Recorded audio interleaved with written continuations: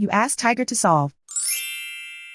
This deals with linear equations with one unknown. The final result is m equals 3. Let's solve it step by step. Group all constants on the right side of the equation.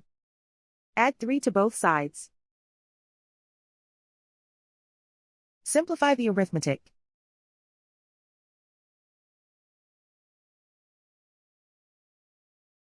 Isolate the m. Divide both sides by 7. Simplify the fraction. Find the greatest common factor of the numerator and denominator. Factor out and cancel the greatest common factor. And so the final result is m equals 3.